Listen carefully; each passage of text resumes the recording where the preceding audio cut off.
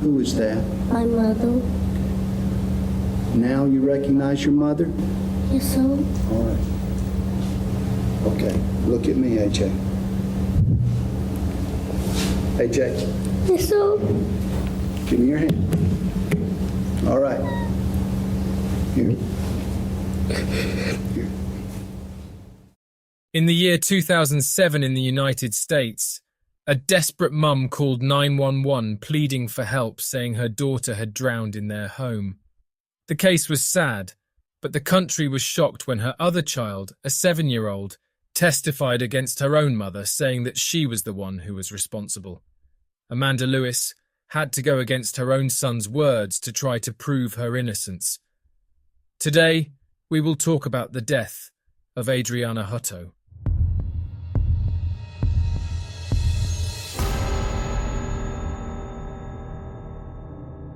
Adriana Elaine Hutto was born on September 16, 1999, and had a younger brother called AJ, who was 6 years old. The children's mother was Amanda Elaine Lewis. She worked as an assistant in a nursing home. They lived in a small town in Florida called Esto in the United States. The place was so small that in the year in which this case occurred, the village had only 361 inhabitants. As a little girl, Adriana was diagnosed with ADHD, attention deficit hyperactivity disorder. This disorder prevents the child from focusing on trivial activities, in addition to being unable to stay still for long periods. But despite being hyperactive, she was extroverted. Her mother said that their personalities were very similar. She said her daughter would not let go of her. She was like a shadow. On the other hand, AJ was the opposite of his sister, super calm and quiet. He could spend hours in his corner, alone, playing with his toys and his imagination. On the morning of August 8th, 2007, the kids wanted to play in the pool, and Amanda wouldn't let them because they were going to leave soon to buy school supplies. A few minutes later, AJ went back inside the house saying Adriana was in the pool. Amanda understood this to mean that she was playing in the pool.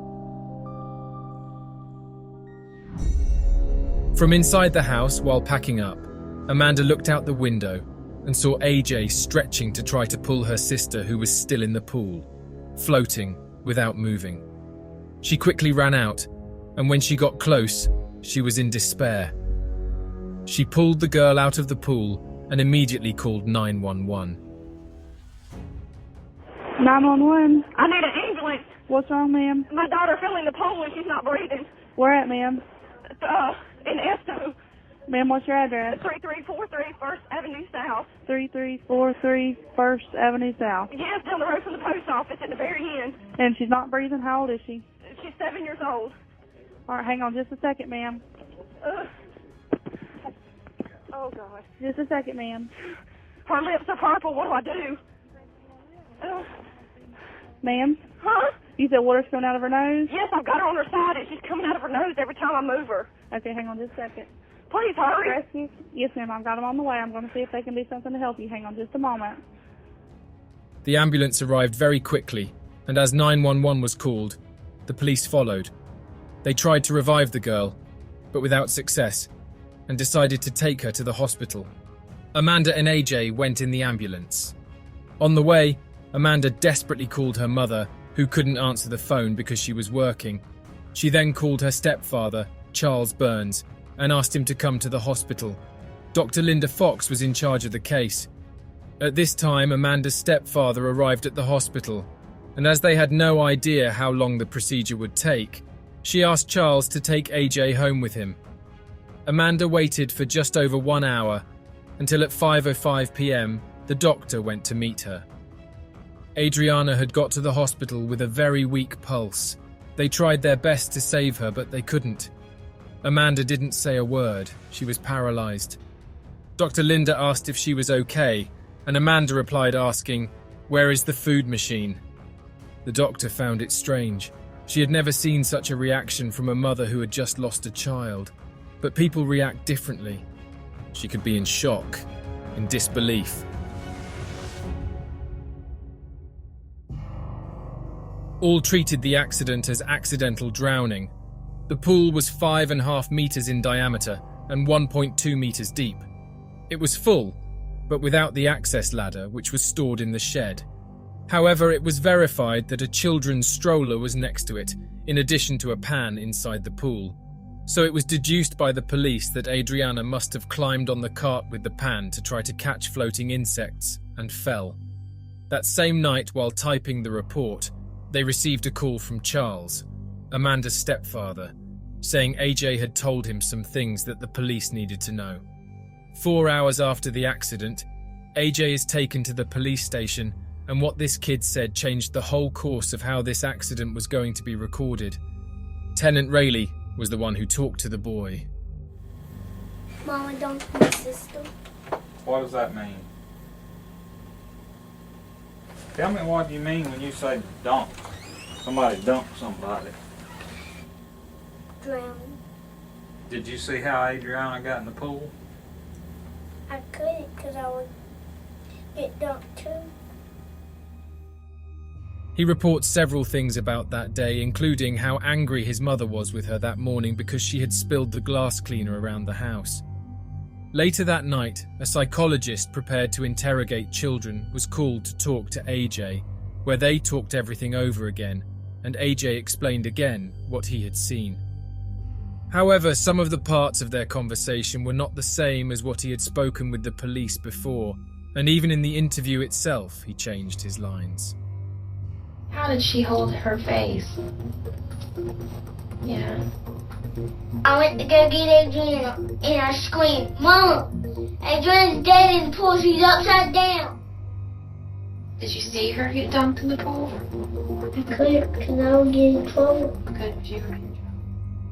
Amanda's mother didn't like to know that her husband had taken the child to the police to present these arguments. They had a really bad fight about it. She even told the police that this information was planted in the boy's head by her husband, who had never had a good relationship with her daughter. This confusion eventually caused the couple to divorce.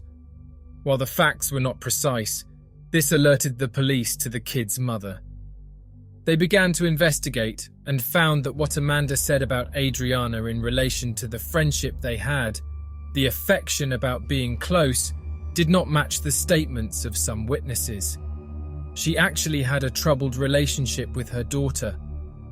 Amanda was part of the National Guard, and when Adriana was only 6 months old, she was called to serve and left her daughter with her mother.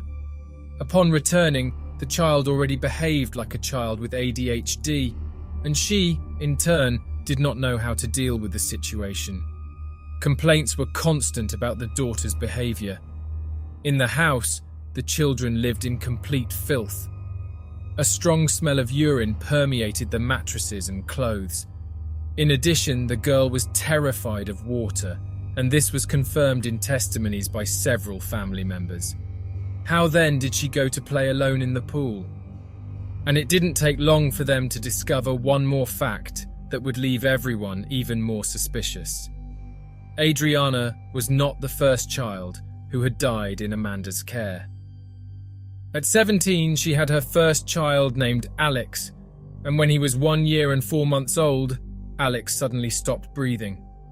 Amanda said she left the room for a few minutes while he was napping, and when she came back, he was on the floor, not moving.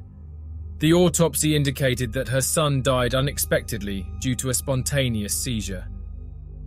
A month after the drowning, Amanda was arrested and charged with first-degree murder. She faced the death penalty, or at least life imprisonment without parole. She has always pleaded not guilty. 6 months later, her son AJ, now 7 years old, the only witness on the day of the incident, was brought into court to testify. His presence generated a lot of controversy because despite everyone talking to him calmly, it was the boy's first time in court. He could not fathom the responsibility. AJ was so lost, he could barely see that his mother was there too. AJ, Mr. Bassford asked you if you could tell us the difference between the truth and a lie, and you said no, sir. Is that what your answer was? Yes, so. Can you tell me what a lie is? It's not the truth. Can you tell me what the truth is? It's not a lie. If I told you your mother was in the courtroom here today, would that be the truth? No, sir. That would not be the truth. Why is that? Because she's not in the courtroom? No, sir. Okay. So your mother is not in this courtroom? No, sir. Okay. Where is your mother? Jail. She's in jail. You don't see her in this courtroom, do you? No, sir. Because she can't be here. She's in jail, isn't she? Yes, sir. It would be impossible for her to be here in the courtroom, wouldn't it? Yes, sir. Thank you, AJ. And Mr. Bassford? Yeah. AJ, Yes, sir. when is the last time that you saw your mother? Do you remember? No, sir. Has it been a long time? Yes, sir. Okay. Now, AJ, have you met this man before right here? Mr. Brandon? Yes, sir. All right. How about this man? Have you ever met him before? The one that was asking you questions, Mr. Walter? No, sir. Okay. How about Miss Kim right there? Have you ever seen her before? No, sir. All right. That woman sitting right there between them, have you ever seen her before? Yes, sir. Who is that? My mother. Now you recognize your mother? Yes, sir. All right. Okay, look at me, AJ. AJ, Yes, sir. give me your hand. All right. Here. Here.